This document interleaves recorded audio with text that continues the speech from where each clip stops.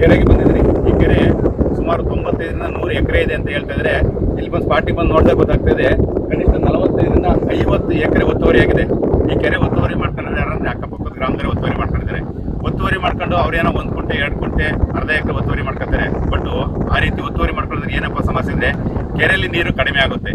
ಕೆರೆಗೆ ಹಿರಿಸಾವೆ ಜುಟ್ಟಿನಲ್ಲಿ ಏತ ನೀರಾವರಿ ಮೂಲಕ ನೀರನ್ನು ತುಂಬ್ತಾರೆ ಪ್ರತಿ ವರ್ಷ. ಇಲ್ಲಿ ನೀರು ತುಂಬಿದಾಗ ಕೆರೆ ಏನಾದ್ರು 100 ಎಕರೆ ಅಷ್ಟೇ ಇದ್ರೆ ಜಾಸ್ತಿ ನೀರು ತುಂಬುತ್ತೆ. ಜಾಸ್ತಿ ನೀರು ತುಂಬೋದ್ರಿಂದ ಏನಪ್ಪ ಅನುಕೂಲ ಅಂದ್ರೆ ಇದು ಅಂತರ್ಜಲಕ್ಕೆ ಹಿಂಗುತ್ತೆ.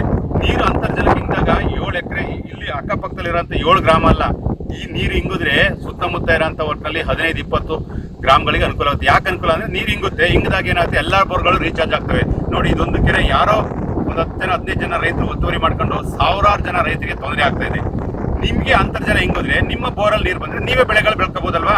ದಯವಿಟ್ಟು ರೈತರ ಮನವಿ, ಯಾರ ಬಗ್ಗೆ ದ್ವೇಷಕ್ಕೋಸ್ಕರ ಹೇಳ್ತಲ್ಲ, ನಿಮಗೋಸ್ಕರ, ನಿಮ್ಮಂತೆ ಎಲ್ಲ ರೈತರು ಬದುಕಲಿ ಅನ್ನೋ ಉದ್ದೇಶ ಇಟ್ಕೊಂಡು ಈ ಕೆಲಸ ಮಾಡ್ತಾ ಇದೀವಿ. ಈ ಒತ್ತುವರಿ ಆಗಿರೋಂಥ ಕೆರೆನ ಜಿಲ್ಲಾಧಿಕಾರಿಗಳಾಗಿರ್ಬೋದು, ತಹಶೀಲ್ದಾರ್ ಆಗಿರ್ಬೋದು, ಮತ್ತೆ ಈ ಬೆಳಗುಳ ಹೋಬಳಿ ಆರ್ಐಗಳಾಗಿರ್ಬೋದು, ಉಪ ತಹಶೀಲ್ದಾರ್ ಆಗಿರ್ಬೋದು ಬಂದು ಇಲ್ಲಿ ನೋಡಬೇಕು, ಸರ್ವೆ ಮಾಡಿಸಿ ಎಷ್ಟು ಒತ್ತುವರಿ ಆಗಿದೆ ಅಷ್ಟನ್ನು ಮಾತ್ರ ಬಿಡಿಸ್ಕೊಡಿ.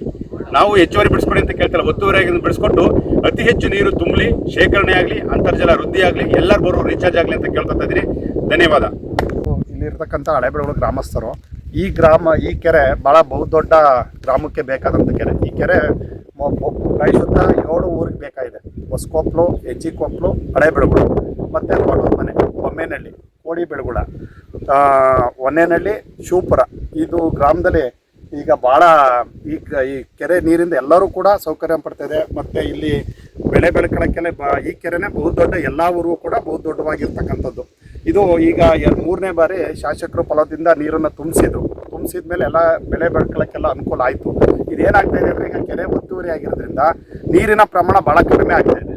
ಹಾಗಾಗಿ ದಯಮಾಡಿ ತಹಸೀಲ್ದಾರ್ ಸಾಹೇಬರು ಎಲ್ಲರೂ ಕೂಡ ಬಂದು ಈ ಕೆರೆಯನ್ನು ಬಿಡಿಸ್ಕೊಟ್ಟು, ಮತ್ತು ಈ ಕೆರೆ ಇರೋದ್ರಿಂದ 7 ಊರು ಕೂಡ ಅಭಿವೃದ್ಧಿ ಆಗುವಂಥದ್ದು ಭಾಳ ಇದಿದೆ. ಎಲ್ಲರೂ ಕೂಡ ರೈತರುಗಳಿಗೆ ಬೆಳ್ಕೊಳ್ಳೋಕ್ಕೆ ಅನುಕೂಲ ಆಗುತ್ತೆ. ದಯಮಾಡಿ 2 ಕೆರೆಗಳನ್ನು ಇದು ಮಾಡೋದ್ರ ಮುಖಾಂತರ ದಯಮಾಡಿ ಬಿಡಿಸ್ಕೊಡ್ಬೇಕು ಅಂತ ನಾವು ಗ್ರಾಮಸ್ಥರ ಪರವಾಗಿ ಮನವಿ ಮಾಡ್ತೀವಿ.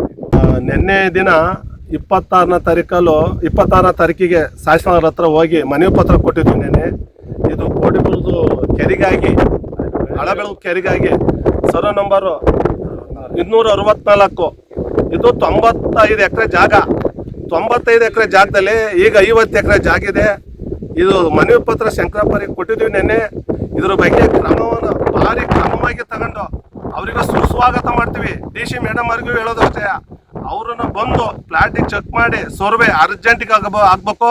ಇಲ್ಲ ದನಕರ ನೀರು ಕುಡಿಯೋದಂಗೆ ಇರೋ ಕಟ್ಟೆ ಕೆರೆಲ್ಲ ಮುಚ್ಕೊಂಡ್ಬಿಟ್ಟಿದ್ರೆ ಇನ್ನು ಉಳಿದಿರೋದು 95 ಎಕರೆ ಕೆರೆಲೆ, ಉಳಿದಿರೋದೇನು 50 ಎಕರೆ ಕೆರೆ. ಅದನ್ನು ಅರ್ಜೆಂಟಿಗೆ ನಾವು ರೇಸ್ ಸಂಘದಿಂದ ಬಂದಿದ್ದೀವಿ. ಮನವಿ ಮಾಡೋದು ಏನಂದರೆ, DC ಮೇಡಮ್ ಅವ್ರಿಗೆ ಏನಂದರೆ, ಪ್ರತಿಯೊಬ್ಬರೂ ಈ ಕೆರೆಗಾಗಿ ಕೈ ಹಾಕಿ ಬಿಡಿಸ್ಕೊಟ್ಟು ಸಾವಿರಾರು ಜನಕ್ಕೆ ಭಾರಿ ತೊಂದರೆ ಆಗಿದೆ. ಇದರಿಂದ ಬಿಡಿಸ್ಕೊಡ್ಬೇಕು.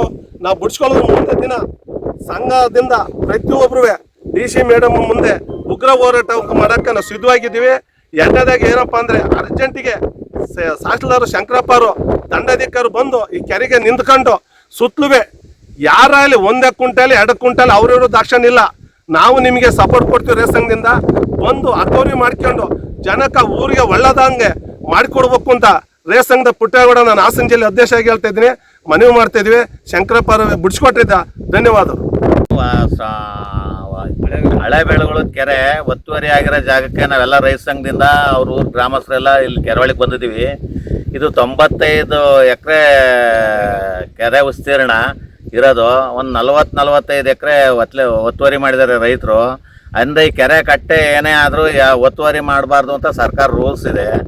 ಆದ್ರೂ ಒಂದು ಕೆರೆಯಲ್ಲಿ ನೀರು ನಿಂತ್ಕೊಂಡ್ರೆ ಒಂದು ಅಕ್ಕಿ ಪಕ್ಷಿಗೆ ನೋಡಿ, ಈಗ ಇನ್ನು ಜೂನ್ಗೆ ಅಲ್ಲೇ ನೀರಿಲ್ಲ. ಏನೋ ನೀರು ನಿಂತ್ಕೊಂಡ್ರೆ ಎಲ್ಲರಿಗೂ ಒಳ್ಳೇದಾಯ್ತದೆ. ನೀವು ನವಂಬರ್ವರೆಗೂ ನೀರು ಇರಬೇಕು ಅಂತ ಕಟ್ಟೆ ಮುಚ್ಕೊಂಡ್ರೆ, ಆಮೇಲೆ ಅವ್ರೂರವ್ರು ಯಾರ ಮಣ್ಣು ತುಂಬಕ್ಕೆ ಹೋದ್ರೆ ಒಂದು ಕಂಪ್ಲೇಂಟ್ ಕೊಡ್ತಾರೆ. ಇವರು ಹಳೆ ಬೆಳಗೊಳದವ್ರು ಮಣ್ಣು ತುಂಬ್ಕೊಂಡ್ರೆ ಹೋಗಿ ತಹಸೀಲ್ದಾರಿಗೆಲ್ಲ ಕಂಪ್ಲೇಂಟ್ ಕೊಡ್ತಾರಂತೆ. ಅದರಿಂದ ನೀವು ದಯವಿಟ್ಟು ಸರ್ಕಾರ ಲೆವೆಲ್ಗೆ ನಮ್ಮ